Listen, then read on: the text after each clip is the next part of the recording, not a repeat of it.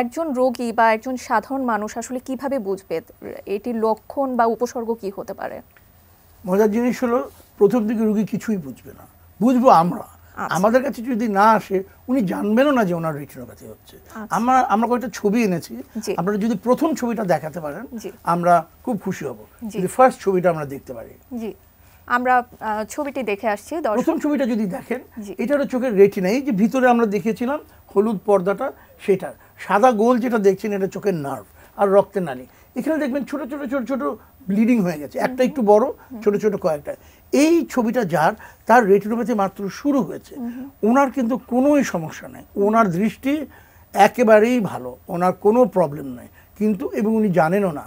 আমরা যদি দেখি বলবো যে আপনার কিন্তু জিনিসটা শুরু হয়ে গেছে, চিকিৎসা যদি এখন আমরা না করি আপনার 1 বছর 2 বছর ভিতরে দৃষ্টিগুলো কমা আরম্ভ হবে। তাহলে এই হলো প্রথম।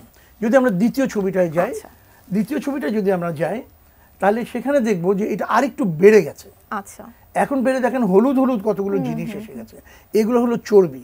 ওই যে রক্তের নালীগুলো খারাপ হয়ে গেছে, ওখান থেকে রক্ত এবং চর্বি বেরিয়ে এই তার এখন একটু একটু তার দৃষ্টি কমে যাচ্ছে।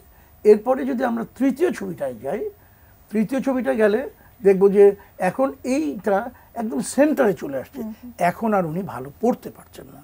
বেশিরভাগ সময়ে যারা যেসব রুগীরা রেগুলার চেক আপ না করেন ওনারা এই সময় আমাদের কাছে আসেন যে আমি তো কদিন থেকে ভালো দেখছি না, কি করে যে আমরা চোখ দেখে যে এই অবস্থা হয়েছে।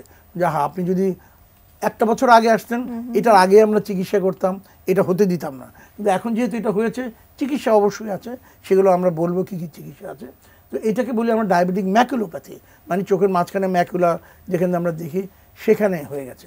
এরপরের ছবিটায় যদি আমরা যাই, এরপরের ছবিটা দেখব, এরপরেও যদি নিয়ন্ত্রণ না করা হয় তখন চোখে রক্তক্ষরণ হয়ে যেতে পারে।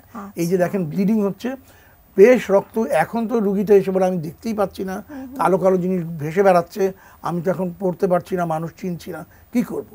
তারপরেও যদি চিকিৎসা না করা হয়, এর পরের ছবিটা যদি যান দেখবেন যে উনি কমপ্লিট ব্লাইন্ড অবস্থায় এখন চলে আসছেন, পুরোটাই বন্ধ হয়ে গেছে, এখন উনি শুধু আলো এবং ছায়া দেখতে পাচ্ছেন। তারপরে যদি চিকিৎসা না করেন এই রক্ত একদিন একদিন সরে যাবে, কিন্তু সরে গেলে এর পরের স্টেজে যে এই যে হলুদ হলুদ যে পর্দা, এগুলোকে আমরা মেমব্রেন বলি, এইগুলোর সৃষ্টি হবে। এর পরের ছবিটায় যদি যাই, এই মেমব্রেনগুলো হলে আচ্ছা এটাও এর পরেরটা যান, এটাও ব্লিডিংয়ের ছবি।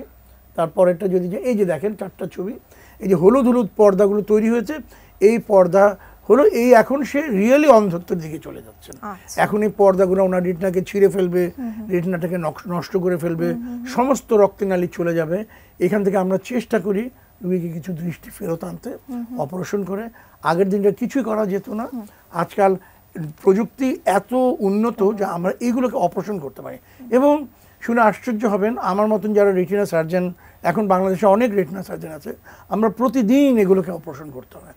এমন কোনো দিন নেই যে আমরা এই রুগীদের পাই না। চেষ্টা করি যে এখন মানে আমরা হাঁটা চলার দৃষ্টি দিব, এর বেশি না। হাঁটা চলা হয়তো খেতে পারেন, কারণ অন্য দৃষ্টি অলরেডি লস।